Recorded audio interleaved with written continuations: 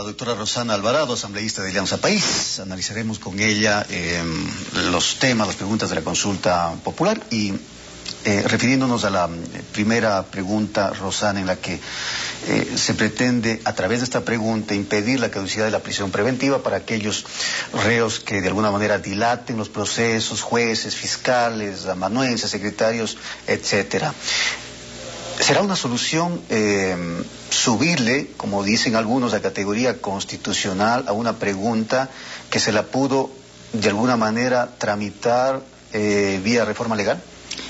Fernando, buenos días. ¿Qué es lo que sucede con esta pregunta? Si bien consta dentro de los códigos, dentro de las leyes en el Ecuador, consideramos importante que tenga el mismo nivel, el mismo rango constitucional, precisamente para que no haya pretexto para que los jueces no apliquen. ¿Qué estamos haciendo? Reconociendo lo que ha sucedido en el Ecuador. En el caso de muchísimos procesados que han acudido a medidas extremas, podrá parecer torpe el ejemplo o exagerado, pero a medidas tan extremas como cortarse las venas, claro, se toman veneno, así es, intoxicarse, golpearse el día de la audiencia para lograr quemar tiempo y conseguir que pasen los 6 meses o el año, y si no tienen una sentencia pues salgan libres. Hoy se establecen esas disposiciones que hacen que no se compute todo el tiempo de la mañosería, es decir, que se suspendan esos plazos mañosos. ¿Pero eso no estaba establecido ya en la actual ley? Sí, pero otra cosa es elevarlo a norma constitucional, porque entonces si es que solamente estaba en la ley, el juez, además del juez que quería lavarse las manos frente a... Estamos hablando de casos gruesos de delincuencia, no estamos hablando del delincuente, del delito de bagatela, sino estamos hablando de acusados de narcotráfico, sicarios, violadores, asesinos. Entonces, ¿qué es lo que sucedía en esos casos? El juez decía absolutamente tranquilo, es que la Constitución no dice aquello y la Constitución prevalece sobre cualquier norma. Correcto. Vamos a la pregunta 2, las medidas sustitutivas en la prisión preventiva. ¿Cómo nos va a ayudar esto? Sí, son herramientas también válidas. El juez tiene que observar el tipo de delito que se ha cometido. No puede ser igual juzgado una persona que usó un celular que alguien a quien se le ha acusado de violación, por ejemplo. Entonces, las medidas sustitutivas no pueden estar para todos los delitos, sin tener en cuenta el peligro, el drama social que representa que una persona acusada de un crimen atroz, de un crimen condenable desde cualquier punto de vista, porque va contra la integridad, contra la vida de las personas, tenga, por ejemplo, el beneficio de la prisión domiciliaria, del arresto domiciliario. Pero esto ya no está contemplado en la legislación, también está contemplado en la legislación actual. Así es, Fernando, así es, y creo que desde ese punto de vista debemos sancionar a todos los jueces que el Consejo de la Judicatura no les sancionó, pero legalmente no hay cómo iniciar este proceso porque le correspondía al Consejo de la Judicatura. Hoy llevamos estos temas a la Constitución para que en la Constitución esté súper clara cuál es la definición y la responsabilidad que tienen que asumir los jueces. De otra manera pueden llegar a ser destituidos. Correcto. Nos saltamos de ahí algo que va enlazado, el tema de la justicia, el tema de la actuación de los jueces, fiscales, secretarios, amanuenses, etcétera.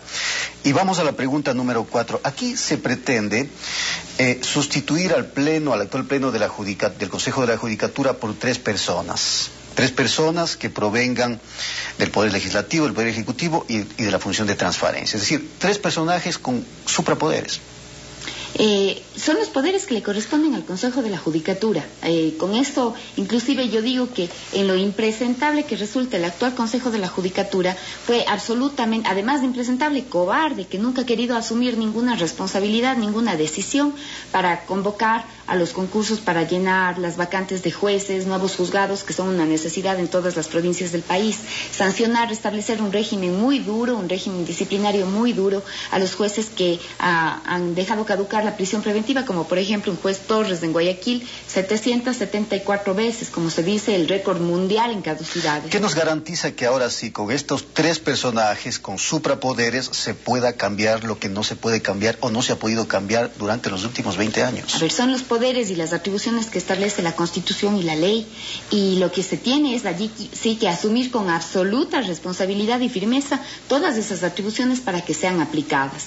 La transformación de la justicia tiene que pasar pasar necesariamente por una revolución. Si es que el actual Consejo de la Judicatura no tiene ningún ánimo de hacer eso, desde el delegado del Ejecutivo, desde el delegado de la Asamblea Nacional, tenemos que asumir ese reto histórico que significa tomar todas las atribuciones y no tener miedo ni dejar que tiemble la mano en el momento de sancionar. ¿Y dónde está la independencia de poderes tal como establece la Constitución? ¿Pero dónde está ahorita, Fernando? ¿No es una injerencia dentro de la función judicial? El hecho de que parte del Ejecutivo, del Legislativo, justamente en un Consejo de la Judicatura. En un Consejo de la Judicatura que es el régimen disciplinario. Ahorita, ¿dónde está la independencia de la justicia? Ahorita, ¿qué puede decirnos la justicia frente al juzgamiento a los banqueros de este país? ¿Por qué no dejaron que sea el Consejo de Participación Ciudadana tan resaltado en Montecristi, con tanta pompa, como se dice en Montecristi, realice su trabajo, que era justamente reestructurar el Consejo de la Judicatura? Bueno, todavía hay la posibilidad, la gente es la consultada. Si es que la ciudadanía le dice no a esta pregunta, pues lo que está reconociendo es que esa sería una atribución solamente para el Consejo de Participación. ¿No era más bien más positivo fortalecer al Consejo de Participación Ciudadana, impulsar al Consejo para que realice su trabajo, que cumpla con su función? Estamos fortaleciendo a la gente que decide, la consulta, a la gente que resuelve cuáles son las preguntas que acepta y las que no. Desde esa perspectiva, esto es un gobierno en donde donde todos creemos en la participación ciudadana, pero no solamente desde las instituciones, sino desde las decisiones que la gente puede tomar. Vamos a la pregunta 5. Dice, ¿está usted de acuerdo en modificar la composición del Consejo de la Judicatura enmendando la Constitución? Aquí como establece el anexo 5, aquí se establece o se prevé que el Consejo de la Judicatura se integre por 5 delegados y ya no por 9 como es en este momento, y que quien lo presida sea justamente el presidente de la Corte Nacional de Justicia. A ver, aquí tenemos delegados del Ejecutivo, que es el que asigna el presupuesto, entrega el dinero, del Legislativo, que es el que aprueba el presupuesto y fiscaliza, y de las cabezas de todas las instituciones que conforman la función judicial. Esa es una fórmula diferente a la que propone Montecristi, pero no podemos decir que es mejor o que es peor, sino que es una fórmula diferente. Como en el caso del Consejo de Administración Legislativa de la Asamblea Nacional, también la conforman asambleístas y también pueden sancionar asambleístas. Correcto, pero esto, al parecer, se contrapone a lo que establece el artículo 232 de la Constitución, en los que los funcionarios no pueden ser juez y parte. Pero es solamente para un régimen administrativo y disciplinario. Pero de todas maneras se contrapone al artículo 232 de la Constitución. Es claro el artículo 232. Pero es de esto dentro de un órgano colegiado. La reforma se plantea dentro de un órgano colegiado, como por ejemplo es un consejo universitario de una universidad, un consejo directivo, o como sucede en el Consejo de Administración Legislativa de la Asamblea. Es responsabilidad de quienes integran ese sistema, ese cuerpo colegiado, establecer todas las responsabilidades y sancionar. Creo que es evidente la transformación que necesita la justicia y eso se hace posible únicamente con responsabilidad. Gracias, Rosana, por habernos acompañado. Rosana Alvarado, asambleísta de Alianza País.